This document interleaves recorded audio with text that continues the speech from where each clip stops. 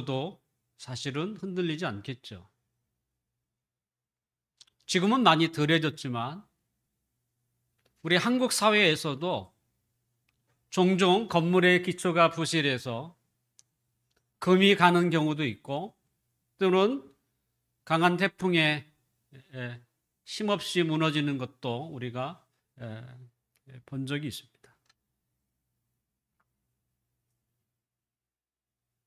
건물 이야기만은 아니죠. 우리가 함께 늘 마주치고 살아가는 가정의 기초도, 가정의 기초는 부부입니다. 그 부부가 원만한 관계를 유지할 때 그 가족은 화목한 가정이 되는 것입니다. 또한 학생들도, 공부하는 학생들도 기초가 잘 되어 있으면 현지 좀 이렇게 점수가 좀 낮아도 언제든지 마음만 먹는다면 학습의 내용을 따라갈 수가 있죠. 우리가 하나님 앞에서 살아가는 신앙생활에서도 저는 기초가 굉장히 중요하다, 이렇게 말할 수 있죠. 신앙생활에서 기초가 무엇일까? 그것을 교리라고 부릅니다. 교리. 이 교리라는 말을 다르게 풀었으면 성경에 있는 내용을 논리적으로 정리한 이 체계라고 이렇게 말할 수 있죠. 그러니까 성경의 내용이에요. 그것을 이성적인 우리가 논리적으로 이렇게 만들어낸 내용이 있죠.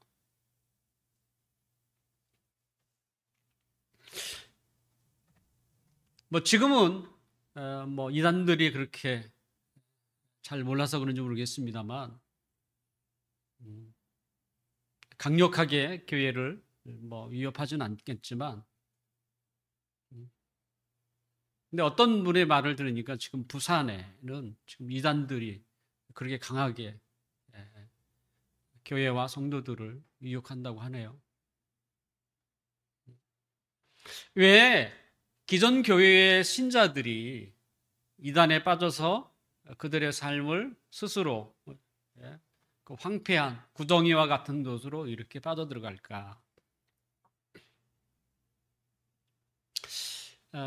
그 이단의 특징을 보면 재밌게도 그냥 아무데나 그냥 이단에 들어가는 게 아니에요. 꼭 이단은 뭐예요? 그 입문 과정이라는 걸 해요. 그러니까 교회로 보면 등록교육인데, 근데 우리야 등록교육이야 길어야 6주 아닙니까? 그것도 매주마다 최소한 간단하게. 그런데 이단 같은 경우에는 그렇게 간단하지 않습니다. 길기도 하고 시간도 많아요. 때로는 시험도 봅니다. 아니, 시험을 본다니까요. 그래서 그 상한선이 안 되면 받아들이지 않아요. 근데 그들이 제일 처음에 배우는 성경 공부라고 말하고 이렇게 배우는 것이 뭐냐면 교리.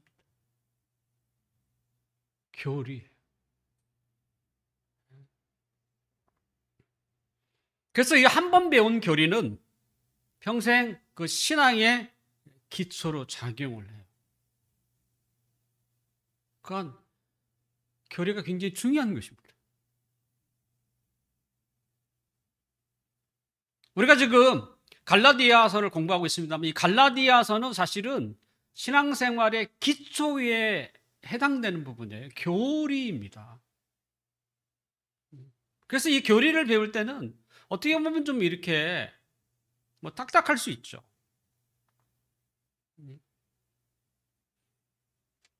그래서 우리가 교리라고 할 때, 기독교의 교리라고 할 때, 다 중요하겠습니다만, 훨씬 더 중요한 내용들이 있죠. 그것은 뭐냐면 성경관. 이 성경, 66권이 하나님의 말씀이다라고 하는 이 믿음, 그것이 제일 먼저 중요하죠. 이게 없이 아무것도 말할 수 없죠. 두 번째 중요한 내용이 뭐겠어요? 우리가 어떻게 하면 하나님의 자녀가 되는가에 대한 구원론이라고 불러요. 그러니까 성경이 하나님의 말씀이다. 이 성경론, 성경관, 이게 가장 중요하겠고, 그죠? 그 다음에가 우리가 어떻게 하면 하나님의 자녀가 되는가. 구원론이 두 번째 아마 중요하다고 볼 수 있습니다. 자, 하나님의 자녀가 되는 길은 두 가지입니다. 하나님의 자녀가 되는 길 두 가지. 오늘 본문 16절에 소개되어 있는데요. 우리 함께 읽어볼까요? 16절 시작. 사람이 의롭게 되는 것은 율법의 행위로 말미암음이 아니요 오직 예수 그리스도를 믿음으로 말미암는 줄 알므로 우리도 그리스도 예수를 믿나니 이는 우리가 율법의 행위로서가 아니고 그리스도를 믿음으로써 의롭다함을 얻으려 합니다. 율법의 행위로서는 의롭다함을 얻을 육체가 없느니라. 방금 의롭다함이 뭐고, 행위가 뭐고, 믿음이 이런 얘기는 압니다만, 사람이 하나님의 자녀가 되는, 어떻게 될 수 있는가라고 할 때, 우리가 방금 김창규 씨가 세례식을 받지 않았습니까? 세례식을 받는 가장 중요한 것은 뭐냐면, 의미는 뭐냐면, 내가 하나님의 자녀가 되었다는 것을 많은 사람 앞에서 이렇게 공표하는 자리라고 보면 되죠. 꼭 결혼식, 혼인식과 비슷하다고 할 수 있죠. 그냥 혼인신고만 하면 되지, 이런 개념이 아니잖아요. 최소한 다른 사람들이 저 사람은 부부구나 라는 것을 많은 사람들이 확인하는 자리, 그것이 혼인식 아닙니까? 성경은 하나님의 자녀가 되는 길을 두 가지로 얘기합니다. 첫째, 행위예요. 행위. 그것은 율법의 행위라고 보면서 있는 것처럼 율법이라는 그 법을 얼마나 잘 지키느냐에 대한 행위로 구원을 하죠. 하나님의 자녀, 때로는 구원받았다 같은 말입니다. 다른 하나는 예수 그리스도를 믿음으로써 얻습니다. 성경은 우리에게 두 가지를 가르쳐줘요. 그런데 율법의 행위죠. 선한 행실이라고 표현할 수도 있고, 행위로서 이렇게 의롭다함을, 다르게 표현하면 하나님의 자녀 이렇게 된다고 말을 하고 있는데, 그럼 과연 우리의 행실로 의롭다함을, 하나님의 자녀가 되는 사람이 몇 명이나 있을까? 하나님의 말씀에 불순종한 아담 이후에 행위로 하나님의 자녀가 된 사람은 한 사람도 없습니다. 분명히 길은 있는데 그 길을 통과한 사람은 한 사람도 없어요.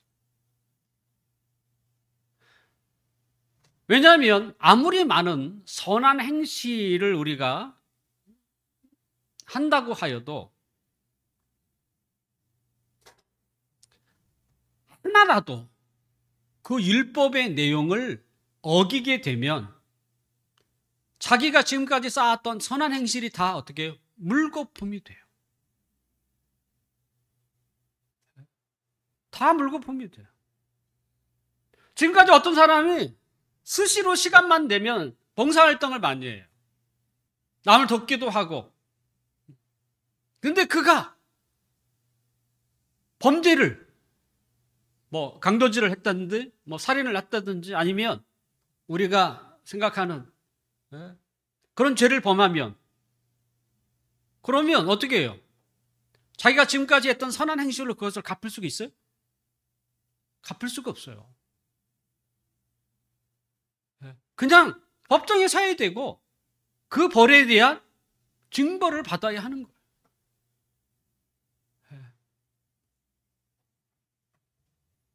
그래서 바울은 얘기하기래요. 이 율법의 행실로서 하나님의 자녀가 될 수 있는데 실제로는 어떻게 해요? 그렇게 해서 하나님의 자녀가 된 사람은 한 명도 없다. 율법의 행위로서는 의롭다 함을 얻을 육체가 없다. 이렇게 지금 선언하고 있는 거예요. 자, 두 가지 방법 중에 한 방법은 절대 안 된다. 우리가 행실을 아무리 선한 행실을 한다고 해도 그렇게 해서 하나님의 자녀가 될 수 없다면 당연히 이제 뭘 선택해야 돼요? 다른 길을 선택해야죠.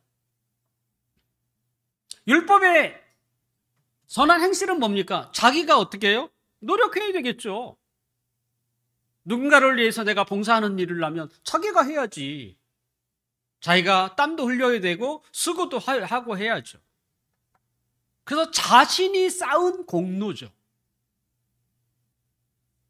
그런데 다른 구원의 길은 이런 자신과 무관한 것. 자신이 노력해서 얻은 게 아니에요. 어쩌면 우리가 선물을 받는 것처럼, 일은 다른 사람이 다 하고 그 선물을 내가 그냥 받은 것처럼. 그 방법이 뭡니까? 예수 그리스도를 믿음으로 얻는 것입니다. 믿음으로 얻는 것이죠. 우리의 노력이 아닌 값없이 주어지는 하나님의 은혜로 우리가 하나님의 자녀가 되는 것이죠. 자, 하나님의 자녀가 되는 두 가지 길 중에, 그렇다면 우리가 어느 길로 가야 합니까? 당연히 뭐예요? 내가 아무리 노력해서 될 수 없다면 다른 길을 가야죠. 더군다나 우리의 노력이 필요한 게 아니죠. 받아들이기만 하면 되잖아요. 믿으면 되잖아요. 그것은 바로 예수 그리스도를 믿음으로써 얻는 길. 하나님의 은혜로 주어지는 거죠. 공짜로 주어지는 거죠. 그런데 이 놀라운 것이 우리에게 공짜로 주어질 때 사람들은 의심해요. 이게 과연 공짜일까? 우리가 평생 그렇게 살아서 그래. 그래서 내가 자기가 조금이라도 뭘 보태려고 하는 거야. 그래야, 그죠? 마음이 놓이는 것처럼.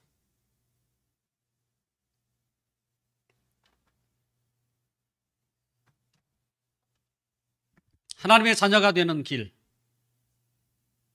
선한 행실을 많이 쌓거나 아니면 예수 그리스도를 믿음으로. 두 가지밖에 없습니다.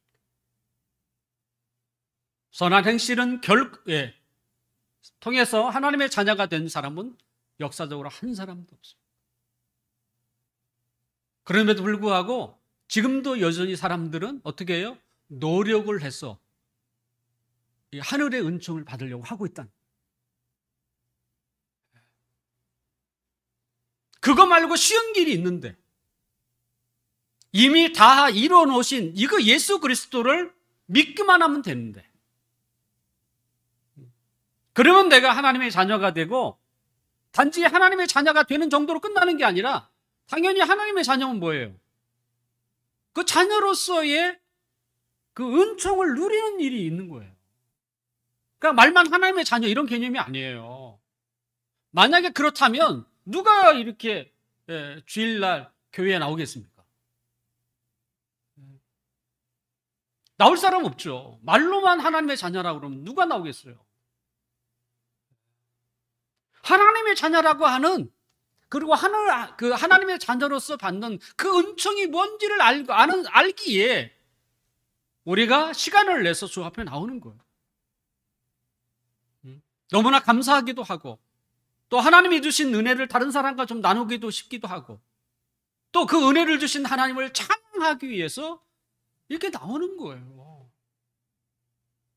분명 우리 중에는 내가 하나님의 자녀가 됐으면 좋겠다 이런 간절한 소원을 가지고 나오는 사람도 있을 것입니다.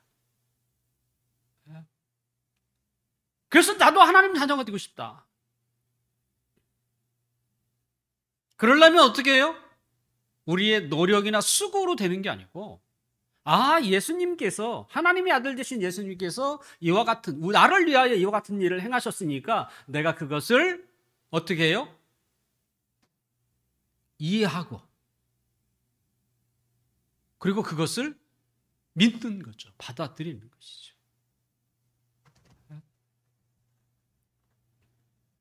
이것이 성경이 우리에게 이야기하고 있고 그 다음에 오늘 본문에서 사도 바울이 우리에게 그렇게 강조하고 있는 거예요.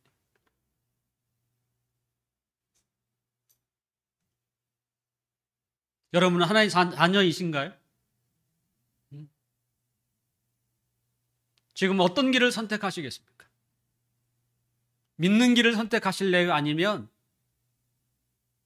여러분이 수고하고 헌신해서 선한 행실을 많이 쌓으려고 하시겠습니까?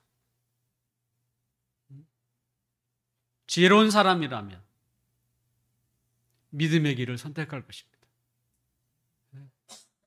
모쪼록 우리 모두가 지혜로운 사람이 되어서 믿음으로 하나님의 자녀가 되고 또 하나님의 자녀로서 하나님이 주시는 놀라운 은총을 우리의 삶을 통해서 경험하시고 누리시고 또 그것을 통해서 행복해하는 우리 모두가 되시기를 주님의 이름으로 축원합니다. 바울이 지금 믿음으로 하나님의 자녀가 된다. 그러니까 어떻게 해요? 반대 의견이 있어요. 이게 너무 쉬우니까 선물이 엄청난데 그건 단지 뭐예요? 그냥 믿기만 하면 된다고 그럼 준다니까. 예? 어떤 사람에겐 이게 뭐예요? 이해가 안 되는 거야. 예? 생각해 보세요. 우리가 더워서 아이스크림을 누군가 사갖고 이렇게 서로 나눠줘요. 근데 먹는 사람은 공짜죠. 예. 누가 그걸 그저 의심하겠습니까? 저 사람이 나를 그 작은 아이스크림 사줬는데 나에게 뭘 요구할까? 이런 생각을 할 사람이 몇 사람이 되겠어요. 그런데 이게 아니고 큰 거, 덩치가 큰 거. 이 교회 앞에 있는 아파트 4억, 5억짜리 아파트를 누군가가 나에게 선물로 준다. 어떻게 되겠어요? 덜컹 받는 사람이 있습니까? 일단 어떻게 해요? 저 사람 말을 못 믿겠어. 누가 미쳤다고 저걸 나한테 줘? 더군다나 4억, 5억 되는 그 아파트를 누가 나에게? 그렇다고 내가 사회에서 뭐 유명 인사도 아니고 그렇다고 내가 사회에서 많은 사람들을 이렇게 섬기고 봉사했던 사람도 아니고 그런 나에게 누가 4억, 5억 되는 이 아파트를 그냥 공짜로 주겠습니까?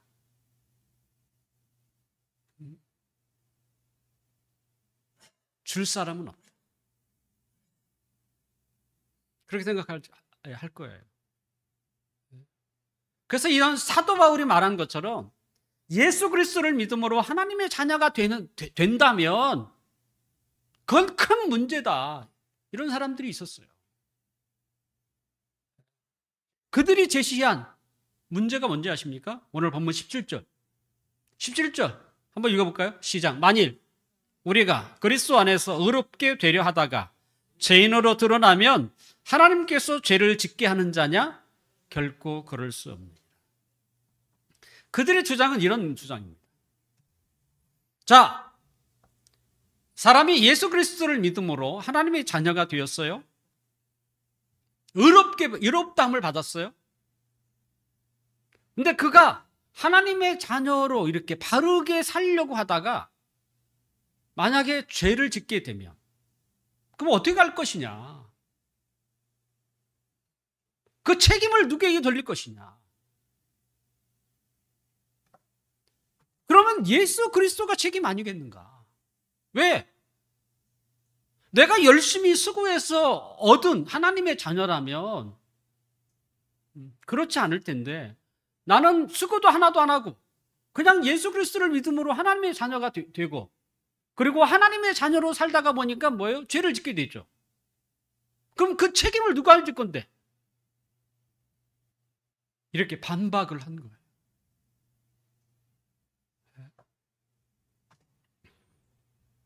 이 말을 다르게 얘기하면 믿음만 강조하다 보면 어떻게 되겠어요?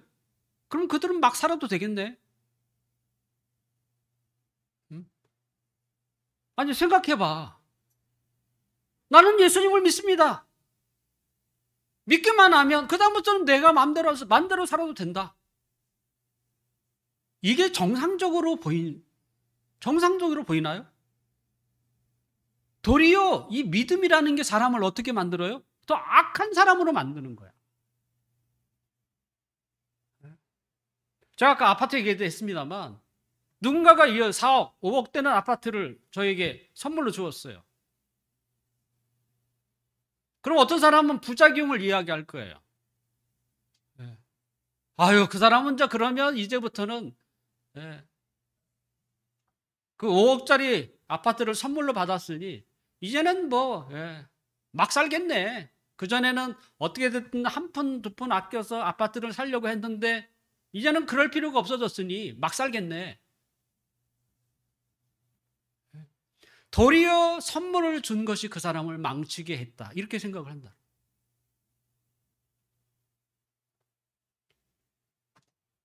어떻게 생각해 보면 그것도 틀린 말 같지 않죠? 실제 로또를 당첨된 사람, 로또 1등에 당첨된 사람 대부분이 어떻게 되는지 아십니까? 통계적으로 봐도 대부분이요, 다 신세를 망쳤어요.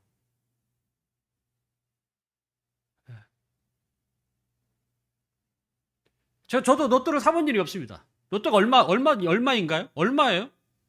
1,000원이에요? 2,000원입니까? 1,000원입니까? 예. 1,000원이랍니다. 한 장에 1,000원이래요. 한 장이 1,000원. 그 한 장을 샀는데 공교롭게도 1등이 턱 돼서 몇십억을 받았어. 그 몇십억은 뭐예요? 선물과 같잖아요. 아니 10원, 1,000원 내고 몇십억을 받으면 거의 선물에 가깝지 않습니까? 근데 뭐예요? 그럼 어떻게 될까? 그 다음 도리어 이것이 사람을 망치게 한다. 그렇지만 자기가 열심히 노력해서 땀을 흘려서 번 돈, 이런 사람은 막 쓰겠습니까? 막 안 쓰죠. 아껴 쓴다는 거예요. 하나님의 자녀가 되는 길도 우리가 열심히 노력해서 얻어야 그게 값지게 귀한 것이지, 그냥 믿음으로만 이렇게 하나님의 자녀가 된다면 그건 사람을 망친다. 지금 반대하는 사람들이 지금 그 얘기를 하고 있는. 실제 제 주위에도 그와 비슷한 분이 계세요.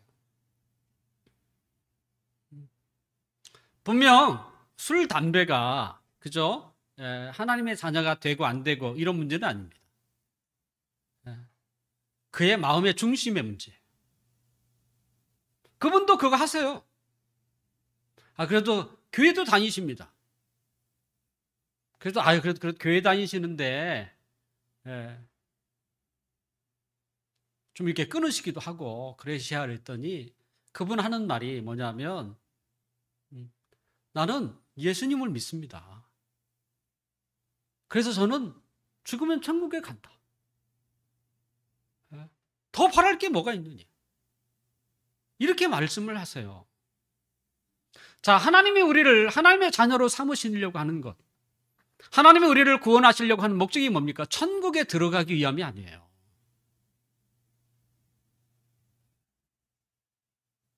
그것은 분명 하나님의 선물 중에 하나입니다.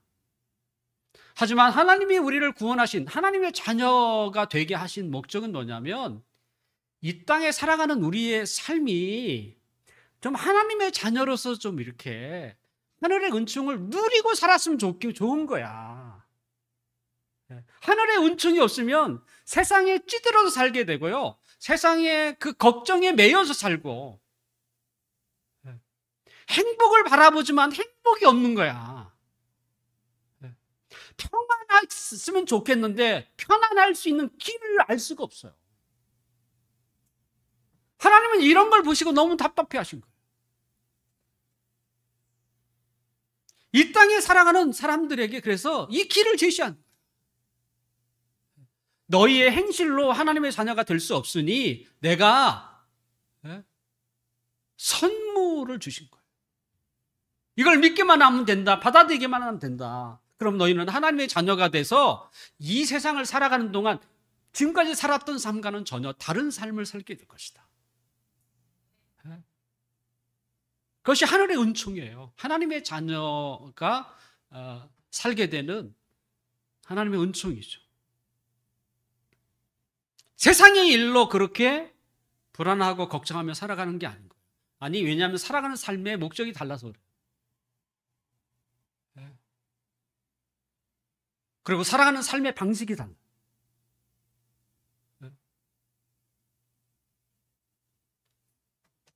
이 세상에는요, 수없이 많은 사람들이 태어나고 죽지만 그 사람들은 이 세상을 살아가는 동안 목적이 하나밖에 없습니다. 그건 누가 가르쳐도 된 게 아니에요. 거의 터득된 목적이 하나입니다. 뭐겠어요? 자기예요. 자기를 위하여 살아가는 거예요. 그 다음에 결혼하면 부인을 뭐라고 그래요? 자기야라고 불러요. 네? 이제는 두 사람이 자기야. 그럼 그렇게 해서 자녀를 낳았어. 그러면 자기 새끼야. 결국 자기를 위하여 살아가는 거예요. 혼자 살다가 결혼하면 부인이라고 또 다른 자기와 같이 사는 거고, 자식 나면 자기의 자녀들, 자기를 벗어나지 못한, 그것을 벗어나지 못하니까 어떻게 돼요?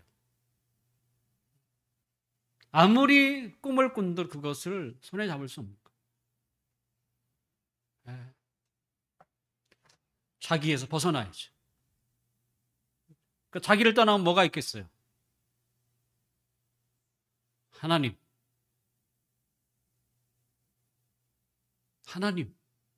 그리고 우리예요.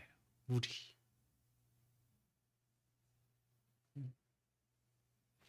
하나님을 위하여 살아요. 근데 하나님을 위하여 산다는 말은 우리를 위하여 산다는 얘기예요. 자기가 아니라 우리를 위하여 살아요. 그러니까 삶의 목적이 달라졌어요. 예전에는 나만을 위하여 살았다면 이제는 우리라고 하는. 왜냐하면 하나님은, 우리가 하나님을 위하여 산다는 게 뭐겠습니까?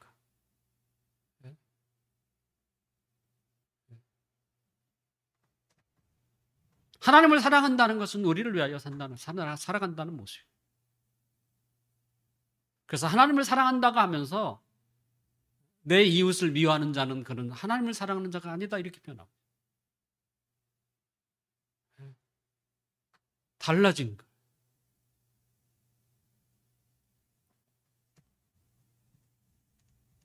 결과적으로 우리가 하나님의 자녀가 하나님이 우리를 구원하신 목적은 천국 가기 위한 게 아니에요. 이 세상에 살아가는 그 마음이, 살아가는 삶이 좀 달라졌으면 좋겠다. 하나님은 우리에게 불행을 원하는 게 아니에요. 우리가 행복했으면 좋겠고, 기쁨으로 살았으면 좋겠고, 편안하게 살았으면 좋은 거야. 그러려면 삶의 목적을 바꾸라. 자기를 위해 살면 절대 행복해질 수 없다. 그게 하나님 우리에게 말씀하시는 것이죠.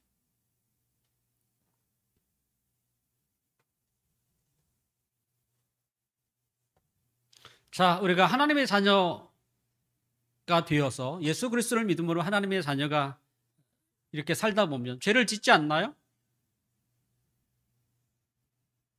저도 마찬가지고 우리 모두는 다 공감하죠.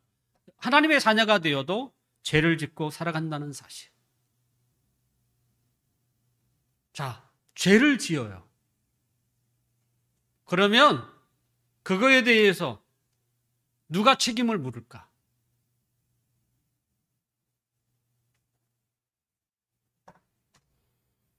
죄를 추궁하는 게 뭔지 아십니까? 죄를 추궁하는 게 뭘까요? 그걸 법이라고 부릅니다.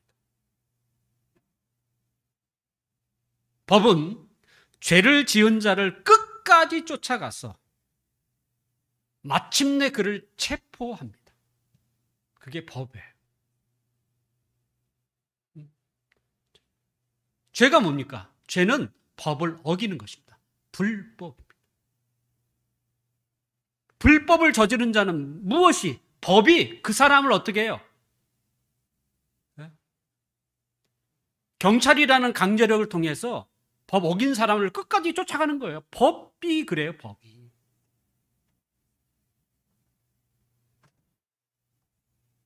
그래서 마침내 그 법에 따라 그에게 형벌을 내리는 것이죠. 세상의 법은 법의 경중에 따라 형벌이 다를 수 있죠. 집행유예를 받거나 아니면 실제 유치장에 들어가는 일.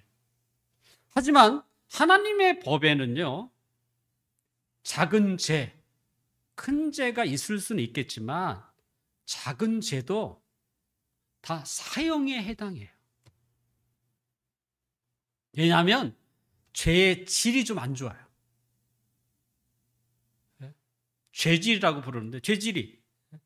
왜냐하면 인간이 지은 모든 죄는 다 하나님을 무시하고 또 하나님을 멀리해서 자신이 주인이 되려고 하는 반역이기 때문입니다.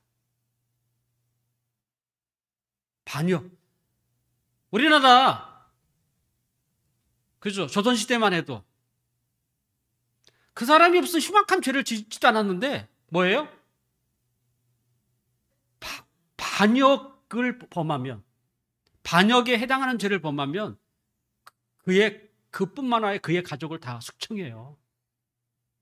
그럼 그 사람이 무슨 강도질을 했습니까? 살인을 범했습니까? 아니에요.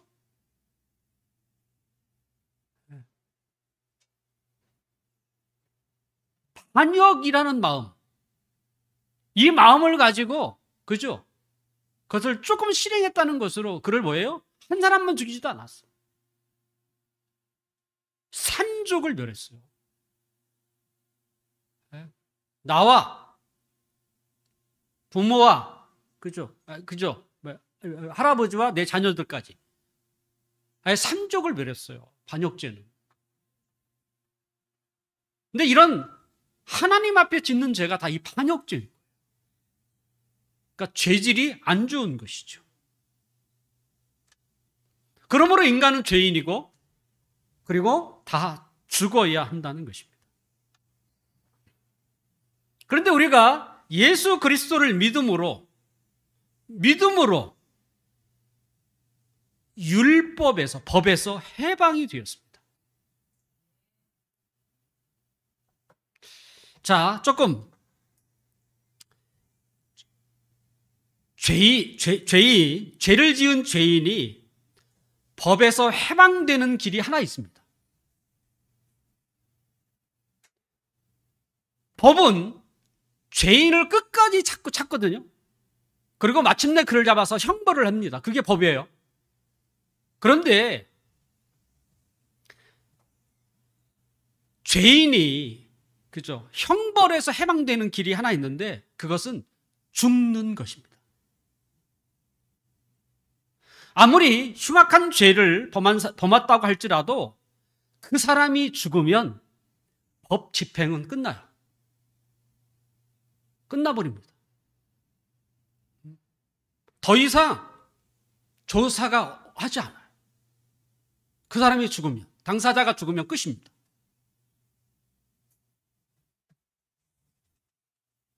바울은 그 얘기를 하고 있는 거예요.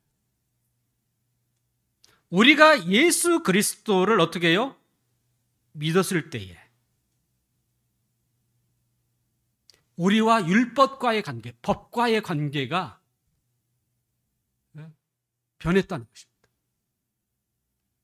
어떻게 얘기하냐면 오늘 보면 19절. 19절 함께 읽어볼까요?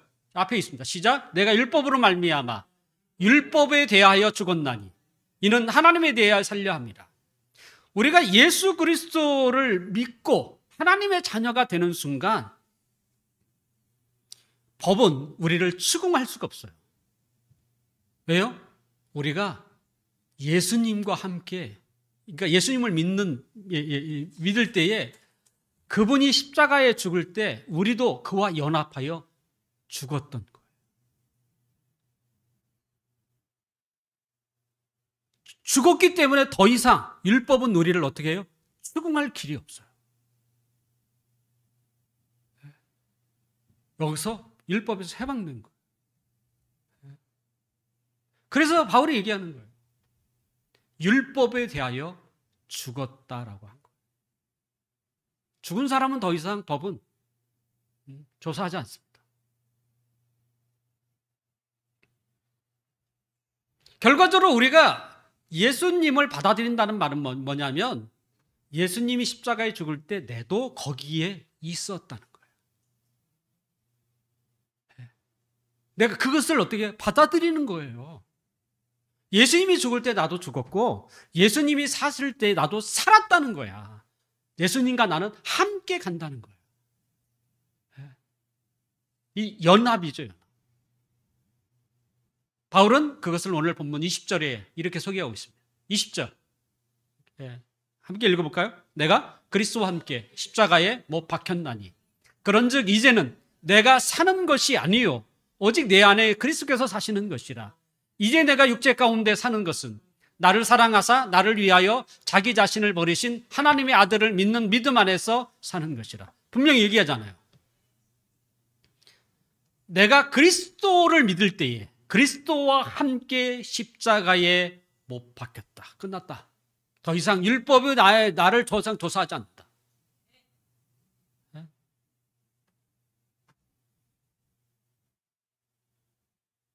결국 우리가 하나님의 자녀가 된 것은 예수 그리스도 때문이었던 거예요.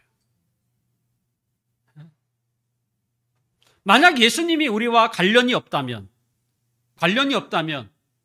우리는 여전히 뭐예요? 죄인이에요. 그리고 뭐예요? 법이 우리를 쫓아다녀요. 계속 쫓아다니면서 너 왜 이래? 너 왜 이런 죄 이렇게.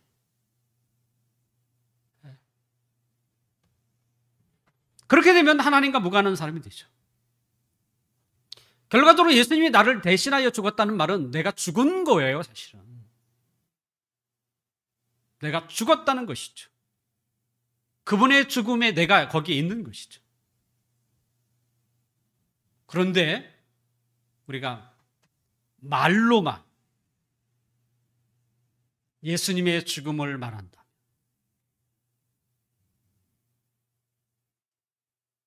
내가 예수님을 믿는다고 하는데 이것이 뭐예요? 그냥 말로만 믿는다고 한 거예요. 실제 내가 예수 그리스도와 함께 십자가에 죽었다는 이 확신이 없는 거예요. 그러니까 말로만 하는 거예요. 말로만 하면 어떻게 될까요? 법은 우리를 향하여 달려듭니다. 왜? 내가 안 죽었거든. 안 죽은 거예요. 그래서 끊임없이 우리를 추궁을 해요. 그리고 우리에게 가혹하게 뭐예요? 형벌을 내려요. 그래서 하나님의 자녀가 이렇게 자기가 그렇게 생각할지라도 자기가 죽지 않으면 뭐예요? 삶이 어떻게 해요? 변화가 하나도 없어요. 도리어 뭐예요? 이 법이 나를 계속적으로 지배하게 늘어져요. 그리고 그 죄에 따라서 우리의 삶을 가혹하게 만들어요. 그러니까 이 세상에 많은 사람들이 저렇게 힘들게 살아가는 이유는 뭐냐면 하나님의 법을 어긴 사람에게 그 적용하고 있는 거예요. 그러니까 그렇게 힘들게 살아가는 거야. 왜냐하면 법을 어긴 사람은 죄인이고 죄인이면 반드시 형벌을 받아야 되기 때문에. 그래서 그렇게 고통스럽게 살아가는 거예요. 형벌을 받고 있는 거예요. 그리고 마지막에는 뭐예요? 죽는 거예요. 법의 최종 판결이 뭐냐면 죽음이거든요.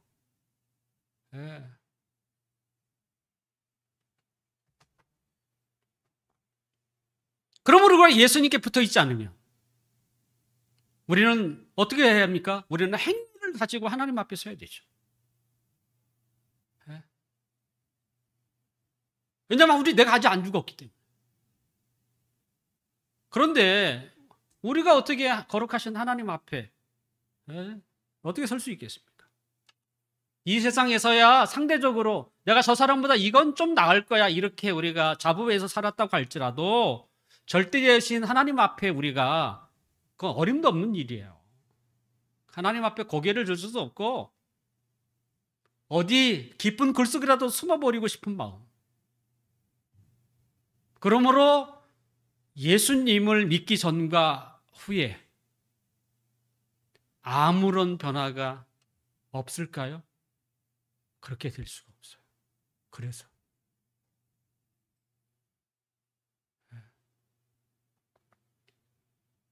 하나님의 자녀가 되었다면 거기에는 반드시 변화가 있습니다. 바울은 고린도후서 5장 17절에 보면 예수 믿은 사람을 뭐라 하냐면 새 사람이라고 표현해요. 새로운 피조물이다. 새 사람이 되었다. 더러 교회 다니는 사람들 중에 로마서 10장 9절과 10절에 마음으로 믿어 입으로 시인하면 구원을 받는다. 그래서 입술에 고백만 하는. 그러면 다 된 것처럼 여기는 사람도 있습니다. 그런데 사실은 그것은 하나의 과정을 이야기한 것이지 입술의 고백만으로 되지 않습니다. 그렇게 되는 게 아니에요. 내가 확실히 그죠? 예수님의 죽음이 나의 죽음이라고 하는 이 분명한 감동뿐만 아니라 그 확신이 거기 있어야 돼요. 나는 죽었구나.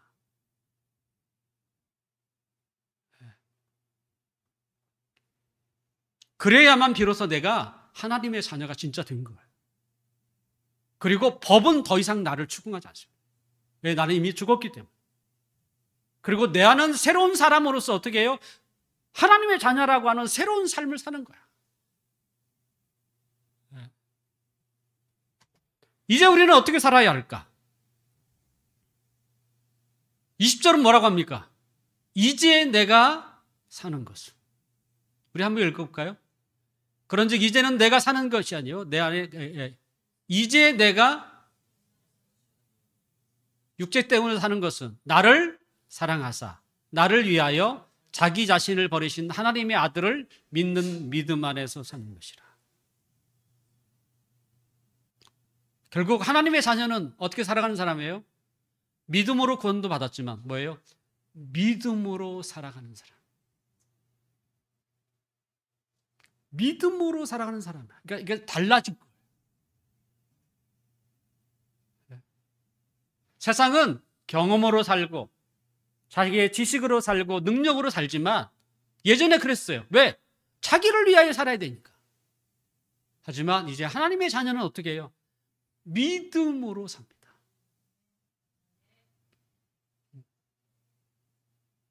어떤 믿음이에요? 하나님의 말씀에 따라 살아가는 것이죠. 그래서 하나님의 말씀은요, 믿음이 없으면 순종이 안 돼요. 하나님이 이렇게 말씀하시면 그대로 믿고 그냥 순종해야 되는 것이지, 이 말씀을 과연 이렇게 말씀대로 살았던 사람들이 몇 명이나 될까? 그들을 분석하고 과연 맞는가 안 맞는가 틀리다 이렇게 해서 살아가는 게 아닌 거예요. 하나님이 우리에게 이렇게 말씀하시면 그건 맞는 말이지. 내가 그렇게 살아야지. 그게 믿음이거든요. 네. 믿음으로 살아가는 거예요.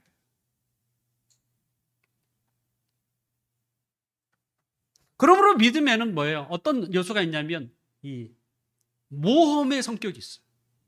왜냐하면 한 번도 이 말씀을 내가 이렇게 그죠? 믿고 실천한 일이 없었던 거예요. 거의 어드벤처, 모험이야. 모험인 거야. 누구든지 지혜가 부족하거든 내게 구하라. 내가 너에게 지혜를 주시리라. 야고보서에 있는 말씀. 나는 평상시에 늘 지혜가 부족해서 그걸 고민이 많았는데 성경 어느 날 야고보서를 봤더니 지혜가 부족하거든 내게 구하라. 내가 너에게 지혜를 주겠다. 이런 말씀을 딱 받고 믿고 순종하는 거지. 하나님 저에게 지혜를 주십시오. 그게 믿음이고요. 그게 모험이야. 하나님의 말씀이 다 이런 식이에요. 믿음이 없이는 결코 순종할 수가 없습니다. 그래서 믿음의 부자가 진정한 부자. 믿음으로 살아가는 것이다. 왜 우리가 믿어야 하느냐? 그것은 앞에 있는 것처럼 나를 위하여, 나를 사랑하사 자기 자신을 버리신 하나님의 아들, 이걸 생각하는 거야. 누가 나를 위하여 살고 누가 나를 위하여 죽고 이런 사람이 누가 있어 세상에. 더군다나 하나님의 아들이라는 분이 뭐가 부족해서 나를 위하여 인간이 되시고 나를 위하여 십자가에 죽으시고 나를 위해 그분이 나를 왜 사랑하는데 나 같은 사람. 그 믿음 안에서 이걸 믿을 수만 있다면 다른 성경 말씀도 못 믿을 이유가 없어요. 사실은. 이제 내가 사는 것은 나를 사랑하사 나를 위하여 자기 자신을 버리신 하나님의 아들을 믿는 믿음 아래서 사는 것이다.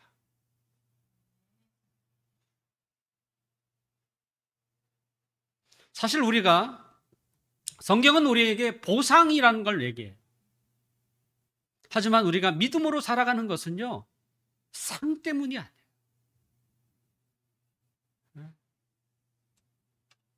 예수님 때문. 사실은. 나 같은 사람을 그렇게 사랑하셔서 자기 몸을 버리신 그분.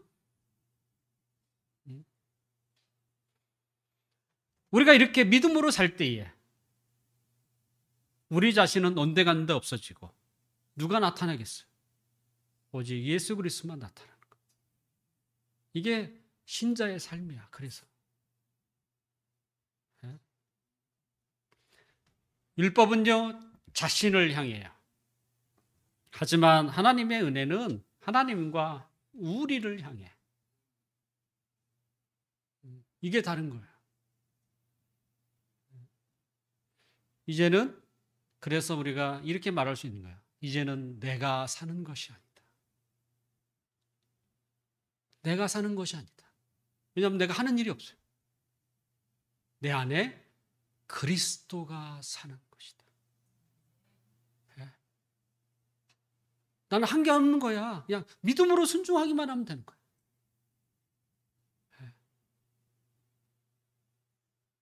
그래서 이제는 내가 죽고 내 자리에 하나님이 자리에 앉으시고 내 자리에 우리라고 하는 우리가 자리하는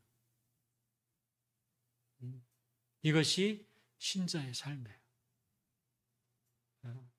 이런 삶을 살고 싶지 않습니까?